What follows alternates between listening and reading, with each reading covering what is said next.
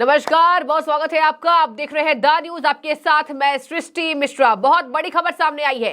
एक तरफ विधानसभा में दहाड़े यूपी के मुखिया, 25 करोड़ आबादी वाले मुखिया योगी आदित्यनाथ, और एक तरफ भारतीय टीम के शानदार गेंदबाज मोहम्मद शमी। कौन नहीं जानता उनको, और कौन नहीं मोहम्मद शमी की तारीफ कर चुका है। भारत की बुलंदियों को ऊंचाई पर पहुंचाने वाले वर्ल्ड कप में मोहम्मद शमी मशहूर हो चुके हैं। दर्शकों, दो बड़ी खबरें धर्म से जुड़ी हुई बताऊंगी आपको, सनातन धर्म से जुड़ी हुई बताऊंगी। पहली खबर, मोहम्मद शमी एक चैनल के चौपाल कार्यक्रम में गए हुए थे। मोहम्मद शमी से पूछा गया कि क्या आपको भी लगता है कि मुसलमान खतरे में हैं? क्या आपको भी लगता है कि देश में मुसलमानों पर ज्यादती हो रही है? ये पूछ रही थी रूबिका लियाकत जी। आपको पता होगा कि किस तरीके से वो राष्ट्रभक्त पत्रकारों में से एक हैं।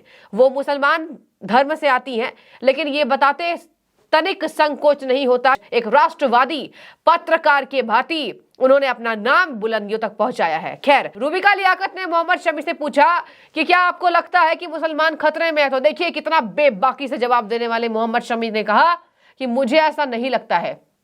हर धर्म में 5 से 6 लोग से ज्यादा ऐसे होते हैं जो गलत अफवाह फैलाते हैं। और देखिए, अगर आपका मंदिर बना, देखिए अयोध्या धाम की उन्होंने चर्चा की। उन्होंने कहा, मोहम्मद शमी ने, आपको पता होगा दर्शकों, जय श्री राम नारों की वजह से इस तरीके की घटनाएं सामने आई। मुंबई में क्या हुआ था, मुंबई में किस तरीके से मीरा रोड में दंगे भड़के थे और कहा था मुंबई तुम्हारे बाप का नहीं है। न जाने कितने वीडियो ऐसे वायरल हुए। मैं वापस से उस वीडियो में नहीं जाना चाहूंगी, लेकिन आज मैं केवल सकारात्मक बात करना चाहूंगी। इन्होंने कहा कि जय श्री राम के नारे लगाने में क्या दिक्कत है, बोलो है 1000 बार जय श्री राम। इन्होंने कहा, मोहम्मद शमी ने कहा, उनके वर्ड्स को मैं आपको बता रही हूं। उन्होंने कहा कि 1000 बार जय श्री राम बोलो, जितना मन उतना अल्लाहू अकबर बोलो। क्या दिक्कत है इसमें? क्या जरूरत है? इन सब की बातों को बनाने की जरूरत क्या है? मोहम्मद शमी ने कट्टरपंथियों को, मोहम्मद शमी ने धर्म के ठेकेदारों को, जो धर्म का चोला पहनकर अंदर से कुछ और होते हैं और अपने समाज में जहर फैलाने का काम करते हैं, उन सभी धर्मों के लोगों को चुप करा दिया है। मैं ये नहीं कहूंगी कि केवल एक धर्म में, देखिए सभी धर्म में कुछ ना कुछ ऐसे लोग होते हैं जो अफवाह फैलाते हैं, भ्रांति फैलाते हैं।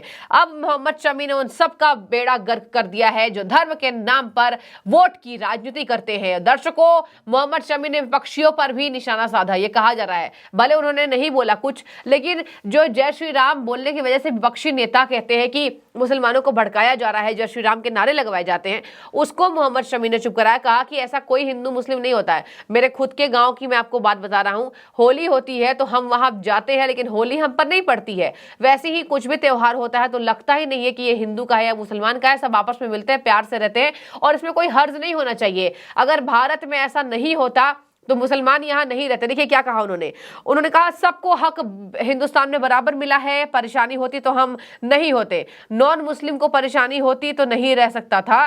दंगे फसाद वाले चाहते हैं, दंगे फसाद करने वाले यही चाहते हैं कि दंगे फसाद होते रहे। हम पर्व में जाते हैं, ऐसी कोई बात नहीं है। अगर मंदिर बन रहा है तो जय श्री राम बोलने में क्या दिक्कत है?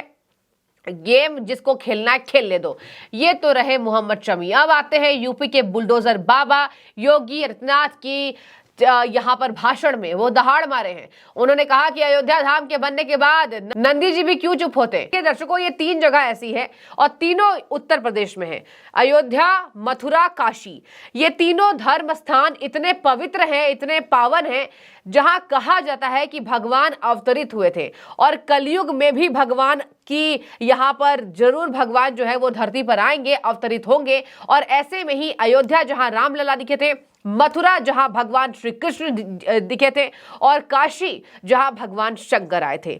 अब उन्होंने कहा, योगी आदित्यनाथ ने, कि शर्म की बात है कि जिस तरीके से मुगल आक्रांताओं का महिमा मंडन उन्होंने समाजवादी पार्टी पर, विपक्षी पार्टी पर निशाना साधा और कहा, शर्म की बात है, बहुसंख्यक समाज को इतने 1000 साल इंतजार करना पड़ा। उन्होंने कहा, देखिए चुटकुले अंदाज में उन्होंने ठीक तौर पर विरोधियों को स्तन करा दिया। और आपको पता होगा, योगी जी जब आए थे तो ये शपथ लिया था कि हम मथुरा काशी बनाएंगे। उन्होंने कहा, नंदी बाबा ने बैरिकेड तोड़ डाले तो अब भगवान श्री कृष्ण कहां मानने वाले हैं। काशी मथुरा पर योगी आदित्यनाथ का बड़ा बयान सामने आया। विधानसभा में दहाड़े योगी आदित्यनाथ जी। तो इस समाज सैकड़ों वर्षों से यहाँ की आस्था केवल 3 के लिए बात कर रही है, 3 के लिए।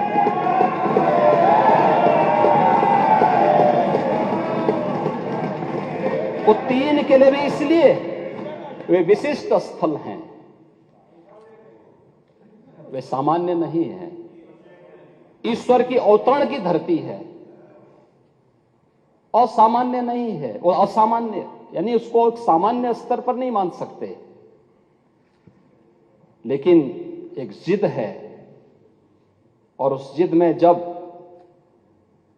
राजनीतिक उसमें तड़का पड़ने लगता है और वोट बैंक बनाने की राजनीति होने लगती है, तो वहीं से फिर विवाद की स्थिति खड़ी होने लगती है। यानी लोक आस्था, भारत के अंदर लोक आस्था का अपमान हो, बहुसंख्यक समाज गिड़गिड़ाए, ये पहली बार देखने को मिला। दुनिया देख रही है, स्वतंत्र भारत में काम पहले होना चाहिए था, 1947 में प्रारंभ होना चाहिए था, और उस आस्था के लिए बार बार गुहार लगाता रहा। हमने तो केवल 3 जगह मांगी, अन्य जगहों के बारे में कोई मुद्दा नहीं था, अयोध्या के लिए। और देखिए, अयोध्या का उत्सव लोगों ने देखा तो नंदी बाबा ने भी कहा, भाई हम काहे इंतजार करें,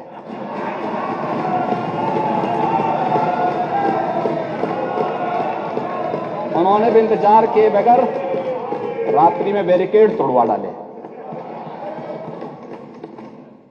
और हमारे कृष्ण कन्हैया कहां मानने वाले हैं। और आपको बता दूं, उन्होंने पांडवों कौरवों से भी इसकी तुलना की। उन्होंने कहा कि भगवान नंदी जो हैं, दर्शकों आपको पता होगा ज्ञानवापी का ASI सर्वे रिपोर्ट, वहां भगवान शंकर की फोटो, भगवान हनुमान की मूर्ति, विखंडित मूर्तियां, दिए रखने के आले, हिंदू धर्म के देवताओं के नाम लिखे हुए, उमेश्वर, ये सब नाम मिले हैं ASI रिपोर्ट में। पश्चिमी दीवार मस्जिद की पूरी हिंदू स्तंभ की तरह दिखाई देती है।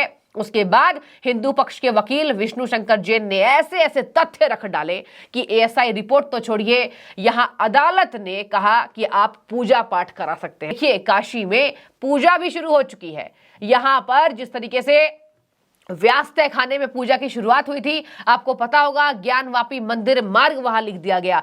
तो धीरे धीरे करके हिंदू समाज पर जो अत्याचार मुगल आक्रांताओं ने किया था, उससे पीछा छुड़ाने का काम जरूर कर रहे हैं देश के प्रधानमंत्री नरेंद्र मोदी। और एक नाम जरूर है यूपी के बुलडोजर बाबा का। देखिए, कोई मुख्यमंत्री आज तक भारत के इतिहास में ऐसा नहीं आया है जितना योगी जी ने कर दिखाया है। और ये बात मैं नहीं कह रही हूं, ये बात तमाम उनके दोबारा सत्ता में आने के बाद पूरे देश की जनता गवाही देती है। और देखिए, उन्होंने कहा नंदी जी ने बैरिकेड तोड़ डाले। आपको पता होगा भगवान नंदी जहां विराजमान है काशी में, उसके सामने के बैरिकेड हटाए गए थे। उसके बाद से व्यास तहखाने में पूजा की शुरुआत हुई, और उसके बाद से कहा जा रहा है बहुत जल्द वो समय आएगा जब सुप्रीम कोर्ट से हमें काशी, हमारे भगवान शंकर का स्थान मिल जाएगा। और योगी जी ने कहा कि इन्होंने केवल हमारे धन को नहीं लूटा, हमारी आस्था पर गहरा प्रभाव डाला है, हमारी आस्था को लूटा, शर्म आनी चाहिए। ये नेता वोट की खातिर महिमा मंडन करते हैं विदेशी आक्रांताओं का, मुगल आक्रांताओं का। आक्रांता जब यहां आए थे, हिंदुस्तान आए थे, तो उन्होंने केवल मंदिर तुड़वाने का काम किया, हमारे भगवान के सभी धार्मिक जगहों को मिटाने का काम किया। लेकिन अब हम नहीं डरेंगे। आपको एक और बात बता दूं, योगी आदित्यनाथ ने इनडायरेक्टली वे में कह दिया कि जिसने धर्म का साथ नहीं दिया उसको मिट्टी में मिलना है। उन्होंने कहा कि यहां पर जिस तरीके से धर्म के साथ ही काम की शुरुआत होती है, तो वैसे ही होगा मथुरा काशी। हमने क्या मांग लिया? हमने केवल 3 जगह तो मांगे, और 3 जगह मांगने पर हमें इतने साल का इंतजार करना पड़ा। राम मंदिर 500 साल इंतजार, मतलब देखिए, धरती, हिंदुस्तान की धरती जो है वो किसकी है? वो हिंदुओं की है, बहुसंख्यक समाज की है। इतनी दिक्कत क्यों आई बहुसंख्यक समाज को? उन्होंने कहा कि शर्म आती है कि हिंदुस्तान में बहुसंख्यक समाज को ही लड़ना पड़ा अपने भगवान की खातिर। संदेह अत्यंत आह्लाद, आनंद और गर्व गौरव का विषय है कि अवध धाम में प्रभु राम का पावन दिव्य मंदिर बनकर तैयार हुआ है, रामलला विराजित हुए हैं। ज्ञानवापी में हमें पूजा का अधिकार मिल ही गया है, और ये विश्वास है कि समय बहुत शीघ्र आने वाला है, आएगा कि श्री कृष्ण जन्मभूमि में भी भगवान कृष्ण का दिव्य भव्य स्थान बनेगा, बनकर तैयार होगा। और जो एक ईदगाह साथ बनी हुई है या विधर्मियों के द्वारा ऐसा एक प्रयास हुआ, वो शीघ्र ही हटेगी और कृष्ण जन्मभूमि का सम्मान प्राप्त करेगी ही। क्योंकि हमारा एक विश्वास रहता है कि सूर्य लगातार बादलों में ढका हुआ नहीं रह सकता। कहीं ना कहीं हवाएं चलती हैं, बादल छटते हैं, सूर्य का आलोक फिर सामने आता है। और अब एक अनुकूल ब्यार चली है।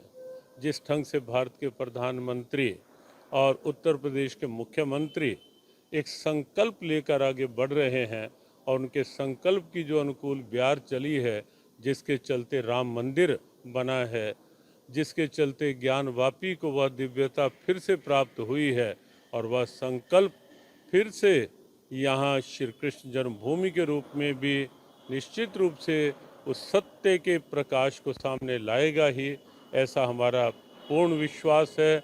और वो दिन शीघ्र आए, हम बहुत उत्सुक हैं उस दिन के लिए जब श्री कृष्ण जन्मभूमि भी पूरी तरह स्वतंत्र रूप में कृष्णमय होगी और कृष्ण जन्मभूमि के माध्यम से पूरा देश अयोध्या की भांति, जैसे अयोध्या के रूप में राममय हुआ, पूरा देश, पूरा विश्व, पूरा सनातन जगत कृष्णमय होकर के उस दिव्यता का आनंद लेगा। निश्चित ही इसमें कोई दो राय नहीं है। सनातन संस्कृति अति प्राचीन है और सबसे पुरानी अगर कोई संस्कृति है वो सनातन है। हर कण कण में सनातन विराजमान है। तो ये निश्चित ही योगी जी का जो बयान है एक सौहार्दपूर्ण बयान है कि भैया ज़्यादा नहीं तो हमारे राम, कृष्ण और हमारे शिव, ये तीन स्थान जो हैं वो हमको चाहिए। और ये प्रत्येक सनातनी की आस्था का विषय है क्योंकि वो अति प्राचीन जगह हैं और वहाँ पर हमारे नंदीश्वर, जैसा ही शास्त्रों में वर्णन मिलता है, नंदीश्वर हमेशा शिव जी के सामने ही विराजित होते हैं।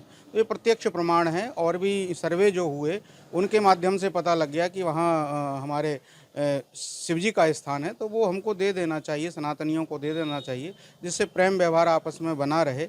और ये निश्चित ही इसमें कोई किसी के प्रति द्वेष भावना नहीं है। ये तो जो आक्रांता आए उन्होंने इस तरह का ये कार्य किया है तो उसकी पूर्ति करने हेतु और मुस्लिम समाज को सहर्ष स्वीकार करके बिना कहे ही हमको ये दे देना चाहिए, सनातनियों को सौंप देना चाहिए, क्योंकि ये आस्था के केंद्र हैं। तो योगी जी ने जो बयान दिया है बहुत अच्छा दिया है।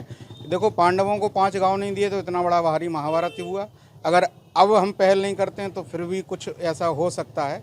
तो वो सब चीज़ें भारत के लिए अच्छी नहीं है। तो मुस्लिम समाज को चाहिए कि उनकी बात को गंभीरता से ले और सनातनियों के लिए वो स्थान वापस लौटाए। योगी जी ने कितनी अद्भुत बात कही है। राम जी के आगमन पर राम राज्य जैसी बात बिना किसी हिंसात्मक भाव से या बिना किसी जिससे कि किसी को ये लगे कि हमारे साथ अनीति हो रही है, मांग करके लेना। भाई अनीति के साथ नहीं, यद्यपि वे सब भी जानते हैं कि हिंदुओं के स्थानों पर हमने तोड़कर कब्जा किए हैं और उन्हें सबको पता है इतिहास में, क्योंकि किसी के पास ये सबूत नहीं है कि ये हमारे हैं। फिर भी योगी जी ने कहा हम सब लोग भाईचारे के साथ प्रेम से रहें। तो भाई ये हमारे सनातनी हिंदुओं के आस्था के प्रतीक हैं, इन्हें आप शांति से दो तो हम आपके लिए भी बहुत कुछ ऐसा करेंगे कि आपको भी अच्छा लगेगा। ये बात तो सहज स्वीकार कर लेनी चाहिए ताकि उन्हें भी शांति मिले और हमें भी शांति मिले। क्योंकि हमारे जो आस्था हैं, हमारे जो इष्ट हैं, वे हर जगह बंधन में हैं, मुक्त नहीं है। अगर इस भाव को स्वीकार नहीं करेंगे तो सनातनी फिर उग्र होंगे। उग्रता का फिर यह होगा कि हर जगह जहाँ जहाँ इस तरीके से आक्रामक लोगों ने हिंदुओं के स्थानों को तोड़ा है, वे सब जगह की मांग उठेगी। फिर उस मांग को फिर सरकार को भी स्वीकार करना ही पड़ेगा। इससे अच्छा कि सनातनी हिंदू आक्रामक हों और वे अपने अधिकार को मांगने की बात करें, इन्हें भी सहज रूप में योगी जी के स्वभाव को, भाव को स्वीकार कर लेना चाहिए। इससे अद्भुत स्वर्णिम अवसर उनके लिए और कुछ हो ही नहीं सकता। दुर्योधन के पास भगवान श्री कृष्ण जाते हैं। योगी आदित्यनाथ ने महाभारत का लेख बताया, महाभारत की कहानी बताई, याद कराया और देखिए ये उदाहरण दिया। दुर्योधन के पास भगवान श्री कृष्ण जाते हैं, कौरवों के पास जाते हैं और कहते हैं दे दो हमको 5 ग्राम, रखो अपनी धरती तमाम। मतलब केवल 5 गांव तो मांगे, उन्होंने नहीं दिया। क्या कहा था? कौरवों ने एक सुई की नोक जितनी जमीन नहीं देंगे। क्या हुआ? कौरव की पूरी लीला समाप्त हो गई, कौरव सेना समाप्त हो गई, कौरव सेना का साथ देने वाले बड़े बड़े धर्म गुरु भी समाप्त हो गए। और आपको पता होगा भीष्म पितामह किस तरीके से बड़े बड़े जो अच्छे धर्म गुरु थे उन्हें भी ये चोट देखनी पड़ी, क्योंकि श्री कृष्ण की लीला ही ये थी। महाभारत का कंपेयर करने का मतलब ये है दर्शकों कि दिखाई दे रहा है कि अगर आप धरती पर रहकर अन्याय करोगे तो भगवान आपको जरूर पाठ सिखाएंगे, जैसे श्री कृष्ण ने कौरवों को सिखाया। और 5 गांव तो छोड़िए, पूरा राज्य फिर पांडवों का हो गया था। तो खैर ये योगी आदित्यनाथ की दहाड़ थी विधानसभा के भीतर। 2 दिन पहले लोकसभा में, राज्यसभा में दहाड़े पीएम मोदी, उसके बाद विधानसभा में सीएम योगी की दहाड़ अब हिंदुस्तान की जनता तक पहुंच रही है। और कह दिया गया कि वो दिन दूर नहीं है जब योगी जी और पूरे बीजेपी ने जो दावा किया है कि मथुरा काशी भी लौटाएंगे और मंदिर वहीं बनाएंगे। राम मंदिर तो बन गया, सैकड़ों सालों का इंतजार खत्म हुआ, लेकिन अब मथुरा काशी की बारी है। ये बहुत इंपॉर्टेंट खबर थी। और देखिए उन्होंने कह दिया कि एक जिद, राजनीतिक तड़के के कारण हमने अपने मंदिर को खोया है और शर्म आनी चाहिए। जो मुगलों आक्रांताओं का महिमा मंडन जैसे समाजवादी पार्टी करती थी, उनका उदाहरण दिया, वो करते हैं। और अब हम वापस से अपने भगवान की जमीन को लेंगे। आपकी राय रखिए। साफ तौर पर किसी धर्म को भड़काने की कोशिश नहीं की है, लेकिन अपने हक की लड़ाई योगी जी ने जरूर हिंदुओं को याद दिलाई है। और विधानसभा के पटल पर रखना, यानी सरकार इस पर सोच रही है, देख रही है और काम कर रही है। आप अपनी राय रखिए। बहुत शुक्रिया। लोगों ने 4-4 बार प्रदेश में शासन किया, एक लंबे समय तक सत्ता के सिंहासन पर विराजमान रहे। वो उत्तर प्रदेश को कहां लेके गए थे? पहचान का संकट खड़ा कर दिया था उत्तर प्रदेश वासियों के सामने। एक पहचान का संकट आया था। यहां का नौजवान बाहर नहीं जा सकता था, पहचान छुपाने के लिए मजबूर था। उत्तर प्रदेश से बाहर निकलता था तो हे दृश्य देखा जाता था। नौजवान कहीं जाता था, नौकरी नहीं मिलती थी। यहां तो अवसर थे नहीं, लेकिन अगर उत्तर प्रदेश से बाहर जा रहा है तो नौकरी नहीं मिलती थी।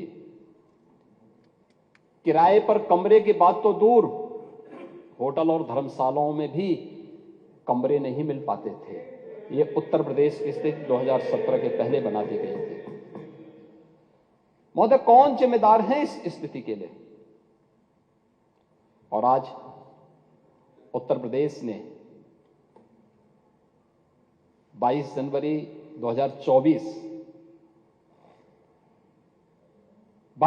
2024 की घटना को भी देखा है। पूरा देश अभिभूत था।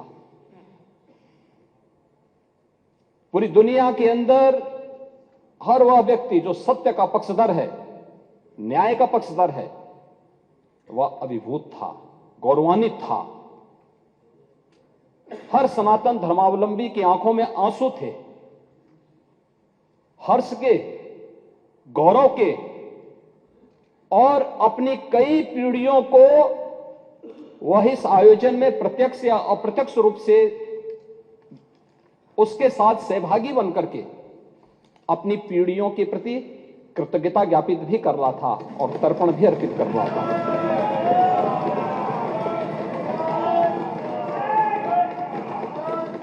यह मेरा सौभाग्य है कि उस आयोजन में मैं प्रत्यक्ष रूप से था।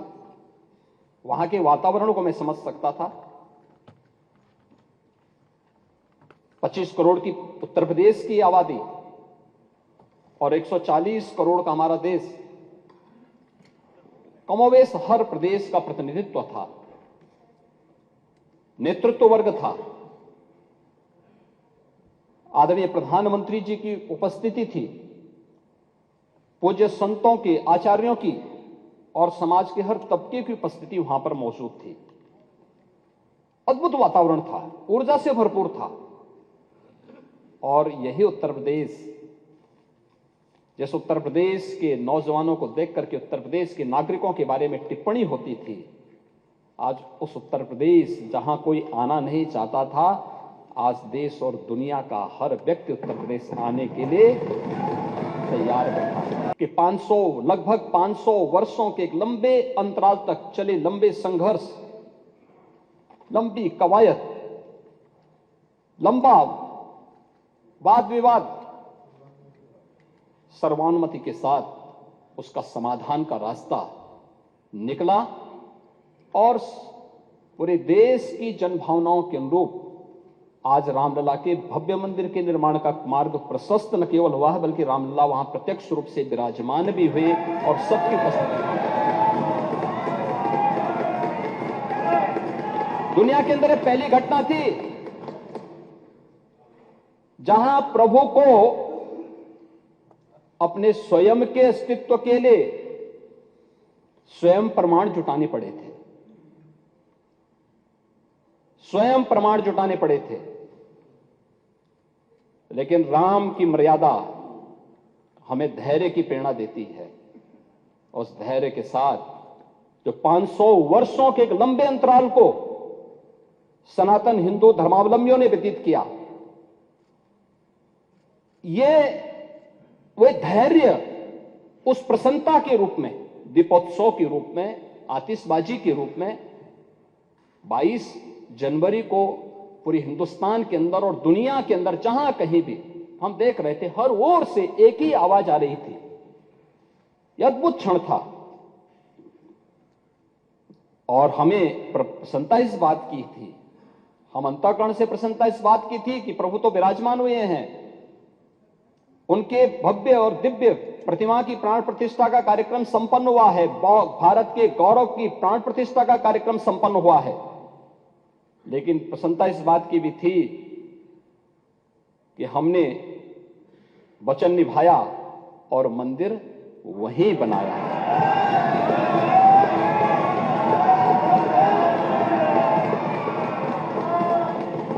जो कहा सो किया।